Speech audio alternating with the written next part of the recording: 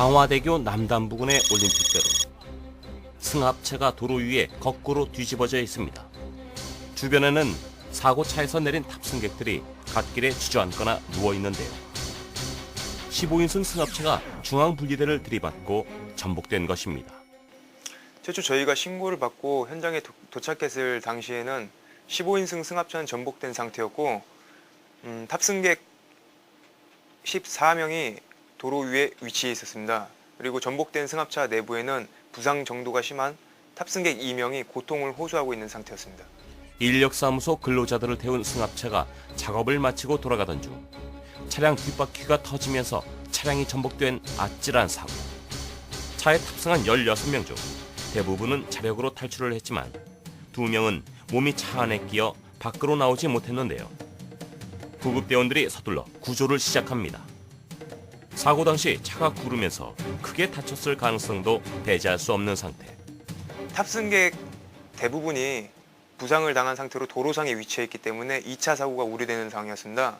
그래서 이동 중인 차량들 통행을 제한을 한 후에 응급처치를 한 후 인근 병원으로 후송하였고, 전복된 승합차 내부에 있던 탑승객 2명은 C칼라 및 척추 보호대를 착용시킨 후에 들것을 이용 외부로 이동시킨 후에 응급처치 후 긴급히 후송하였습니다. 사고자는 차 안에 몸이 끼어 있어 쉽사리 몸을 움직이지 못합니다. 크게 다친 듯 고통스러운 신음을 내뱉는 남성. 구조대원들도 애가 탑니다. 응급조치 후 유압구조기구를 이용해 사고자를 천천히 차량 밖으로 꺼냅니다. 이로써 16명 전원이 무사히 구조됐는데요. 사고자들은 대기하고 있던 구급차에 실려 병원으로 이송됐습니다. 사고의 원인은 타이어 정비 불량. 고속 운행 중 타이어가 터지면 차체가 중심을 잃어 전복할 가능성이 큽니다. 실제로 대한타이어공업협회가 3차례 걸쳐 전국 주요 고속도로 휴게소에서 승용차 284대를 대상으로 1136번의 타이어를 무상 점검한 결과 이 중 35%인 387개의 타이어가 정비 불량인 것으로 나타났습니다. 정비 불량을 유형별로 보면 공기압 불량이 23%로 가장 많았고 그 뒤를 이어 노후 6%, 마모 한계 초과 3%, 펑크 3% 등의 순으로 조사됐습니다. 안전운행을 하기 위해서는 운행 전 타이어 상태를 확인하는 것이 매우 중요합니다. 여름 같은 경우에는 공기압을 줄여주고 겨울 같은 경우에는 공기압을 많이 넣어 타이어 펑크가 나지 않도록 하는 것이 중요합니다.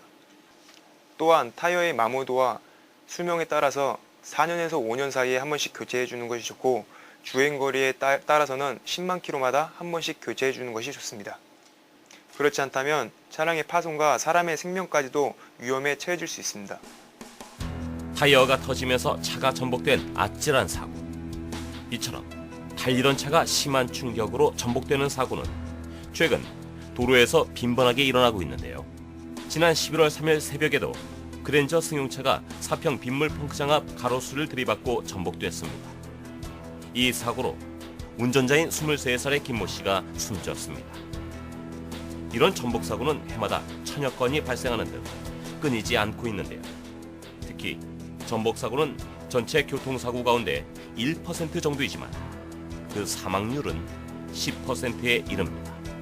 정기적인 차량 점검과 운행 전 차량 점검을 통하여 사고를 예방하는 것이 중요하겠습니다. 전복 사고는 특히 2차 사고로 이어질 가능성이 높은 만큼 평소 차량 정비를 철저히 하고 안전 속도를 반드시 지켜야겠습니다.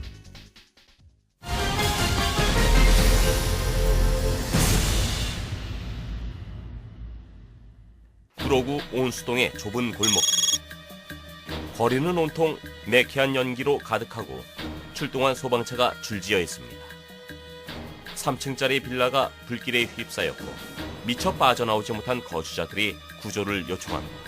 지하에서 발화되는 화재로 인하여 3층 빌라 복도 전체에 연기가 꽉 차 있었고 3층에 요구조자 3명, 2층에 요구조자 2명, 아기하고 엄마하고 고립되어 있는 상황이었습니다. 빌라 2층. 엄마가 아이를 안고 불안한 듯 아래를 내려다봅니다. 곧이어 사다리가 설치되더니 한 대원이 사다리를 타고 올라갑니다.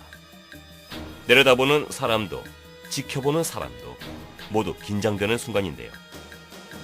엄마의 품에 안겨있던 여자아이를 품속에 안아든 소방대원이 사다리를 타고 천천히 내려옵니다. 아이의 엄마인 30대 여성도 소방대원의 도움을 받아 무사히 탈출에 성공합니다. 계속되는 거주자들의 구조 요청. 위급한 상황에서 침착함을 잃지 않는 것이 중요한데요. 무리하게 탈출을 시도했다간 유독가스에 중독되거나 화상을 입을 염려가 있기 때문입니다. 대원들은 빌라에 고립된 5명을 구조했습니다. 어린아이가 있는 급박한 상황으로 복식 사다리를 이용하여 아기를 직접 구조하였고 2층의 요구조자 엄마와 3층의 요구조자 3명은 대원이 진입하여 구조하였습니다. 화재의 원인은 담뱃불. 지하 1층 창고에서 피우던 담뱃불을 제대로 끄지 않고 버려 불이 난 것입니다. 인명피해는 없었지만 집안의 가재도구를 태우며 250만 원의 재산 피해가 발생했습니다. 마포구 서교동 5층짜리 건물 꼭대기에서 검은 연기가 솟아오릅니다. 사무실 창고 용도로 쓰던 건물 5층에서 불이 난 것인데요. 거주자가 담배를 피운 후 담배꽁초를 제대로 끄지 않고 비닐봉투에 버려 화재가 발생한 것입니다. 백해에 무익하다는 담배. 담배는 건강뿐 아니라 우리의 안전에도 심각한 위험을 초래하는데요. 서울시 소방재난본부의 발표로는 지난 2010년부터 지난 8월까지 담뱃불로 2,155건의 화재가 발생하고 26명의 사상자와 함께 13여억 원의 재산 피해가 발생했습니다.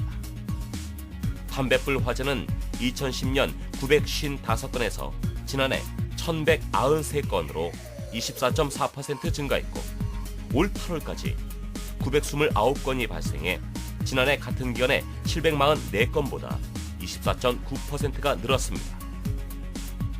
장소별로는 야외가 704건, 32.7%로 가장 많았고 다음으로는 주택 등 주거시설 564건, 26.2%, 사무실 등 업무시설 227건, 10.6% 등이 그 뒤를 이었습니다.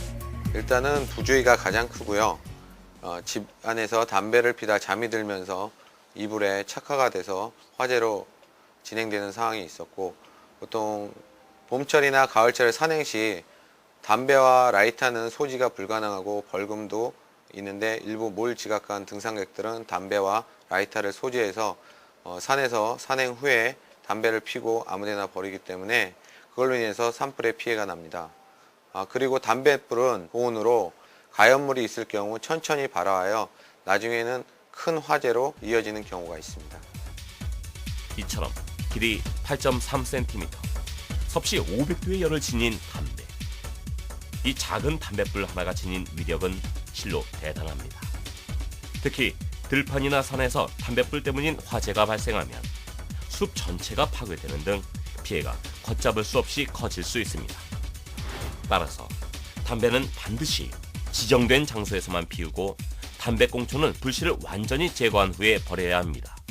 담배꽁초를 함부로 버리지 않으시고 실내에서 흡연 후 담배꽁초 뒤처리를 확실히 하십니다. 그리고 집 주변 계단 등에 가연물을 쌓아두지 않으시고 휘발유 등 인화물질 취급 장소에서는 절대로 흡연을 하지 말아야 합니다. 아차하는 순간 모든 것을 잿더미로 만들 수 있는 담뱃불. 담배를 다 피운 후에는 불씨를 완전히 끄고 제대로 버리는 습관 잊지 말아야겠습니다.